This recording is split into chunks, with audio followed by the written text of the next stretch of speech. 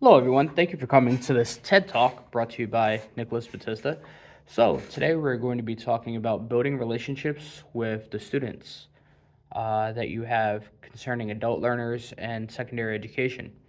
So, one of the first things that's important when building a relationship is just understanding the importance and trust between student and teacher. So, in order to gain that trust, you need to understand what the student has been through. There are many ways of doing this. One of the first things that I love to do is doing like a get to know you, finding out everything that I can about the student. How can we correlate? How can we get to know each other? Another great way of doing that is one of the number one questions I love to ask is what makes a good teacher great?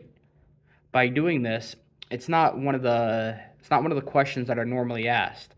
So by doing this, you get to see the wheels turn within your students, and they kind of get to think of, wow, I've never had that before. What does make a good teacher great? What has great teachers done in the past that I loved? And therefore, based upon that, you as a teacher can try and take on some of those skills and some of those things that those great teachers did in order to make yourself a great teacher. One of the best practices is exactly that. Like I said, make it an open environment. Make sure that everyone knows that everybody's opinion is going to be accepted. Everyone's going to be listened to. On my board in my classroom, I have two rules. Very simple. Come prepared, meaning come with a pencil and bring your book.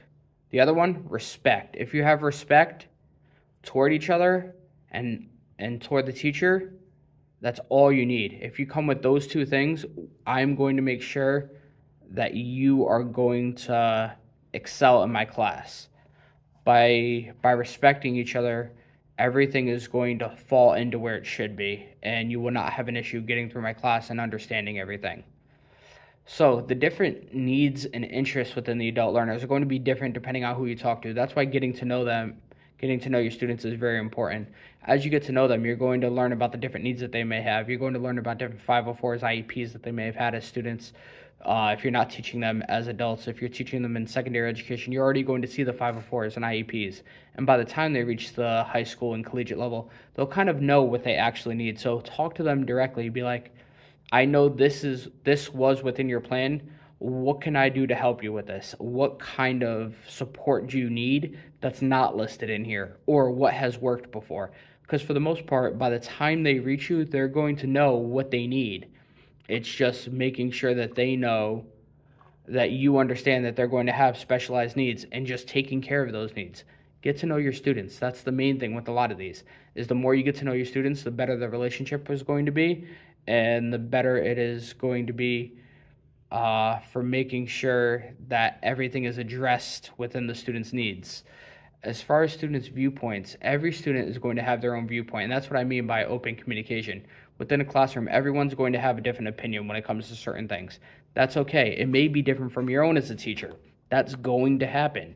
Main thing is making sure, one, does the argument make sense if they're making an argument? If not, say what part doesn't make sense and let them know why. But the main thing is accept their viewpoint, accept where they're coming from. Everyone is a different culture, has different diversity, they have different backgrounds. And by accepting those different backgrounds and accepting what they have listed as their own, that is going to make for a more open environment, and it's going to make for an easier class discussion.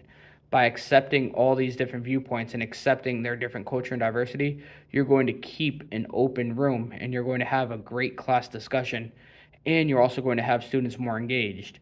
One of the best ways of doing this is bringing up through the Christian worldview is the 10 Commandments. Don't lie, don't cheat, anything like that. And by doing all these things within your room, by showing respect, it is going to support the diversity within your classroom and that you're going to see.